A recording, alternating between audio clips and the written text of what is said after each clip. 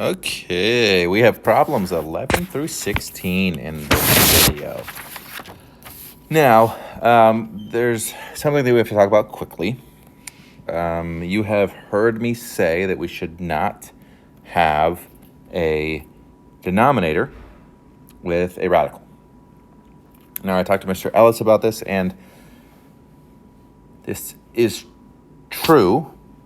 However, there are some exceptions, and I'll try to point those out when I can. All right, but here we go. We've got a parenthesis raised to an exponent, so we're going to multiply. So we've got 6 to the 2/3 times 1/3, so that's 6 to the 2/6, which is 6 to the 1/3. Now, kind of just generally speaking, let's all agree that if we get an answer that's in a rational, as a fraction, that will end in a fraction. So here we go. So this one's good. So we ended up in, I do not necessarily want you to write it in this form if it didn't start in that form. Here, this is kind of a little bit maybe difficult to deal with if we don't go ahead and realize both of these are fourth roots. Well, remember, when we're in the radical, what we're trying to do is just deal with this, and then the number here, the index, tells us how many needs to be in that group. So we need 4 in that group. We have 4 in the group. We have nothing left over we need to write, so this actually equals 3. How are you guys feeling about the blue? I kind of like the way the blue's writing. Not gonna lie to you, feeling pretty smooth. But maybe I'll change it up to purple, and let's see if I like that. All right, we need to deal with the negative exponent by moving it to the top. And again, we want to try to reduce this as much as we can. So I think it is helpful if we go ahead and write this as the fourth root of 80 times 5. Well, that's 2 and 40, which is 5 and 8, which I'm running out of room, is 4 and 2, which is 2 and 2. And we know the index here tells us how many needs to be in the group. So we have these 2's that get to escape. And then we have this 5 and this 5 that needs to go back in. Well, 5 times 5 is 25. Now, personally, I think this looks better, but we agreed that we would write our answer in the same form that it started in. So there we go.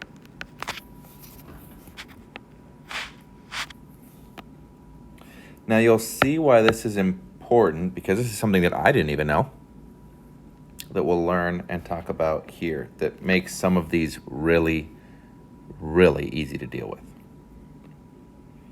But again, remember, our goal should always be to try to make the radicand, the thing inside our radical, as small as possible when we can. All right, here, we're just going to go ahead and multiply the negative 1/3. So we get 7 to the negative first over 4 to the negative first. Well, we're going to move this to the top, which is 4 to the first, and this to the bottom, because when we switch sides, it changes their sign. Well, 4 to the first is just 4, and 7 to the first is just 7. So we get 4 over 7. Now here is where leaving it in the form it started in makes our life easier, because this is division, so we subtract. Well, this is 11 to the negative 2/5. So we need to move that to the bottom to change its sign. And this is where mathematicians, we really just need to get on the same page here and decide what the heck are we doing. because this is an acceptable answer. Even though we know that there's a radical in the denominator, but I guess we can have fractions in the denominator. So, fun, I guess. So this is an acceptable answer. It is in a fraction, and we apparently can have fractions in our denominator. So there you go.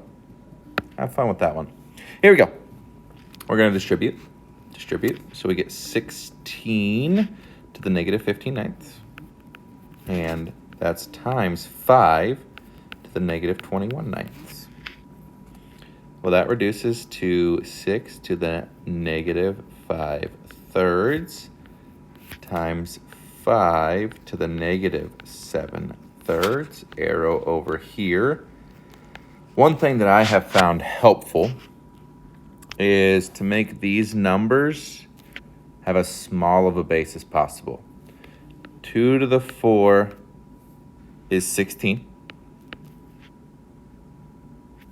So we get 2 to the 4th raised to the 5/3 negative times 5 to the negative 7/3. So we actually have 2 to the negative 20/3 here. And if you've heard me talk and I found out something that's really cool that makes your life a little bit easier that we'll deal with here in a little bit. Remember, this negative needs to be moved to the bottom. This negative exponent needs to be moved to the bottom. Now, our goal should be to reduce the radical as much as possible. But there's a way we can do that with fractions. How many times can you take 3 out of 20? 6 times. Leaving you just with a 2 on the inside. And how many times can you take 3 out of 7? Well, twice. Leaving you with 1 on the inside. All right, are you ready for this? It's a little wild. This is now 2 to the 6th times 5 to the 2nd, parentheses, 2 squared times 5 to the 1/3. Well, this is 1600. This is 20 to the 1/3. But remember, we moved all of this to the bottom. Wild. Just mind-blowing, these things that I'm learning as I'm doing these things. So that is 11 through 16.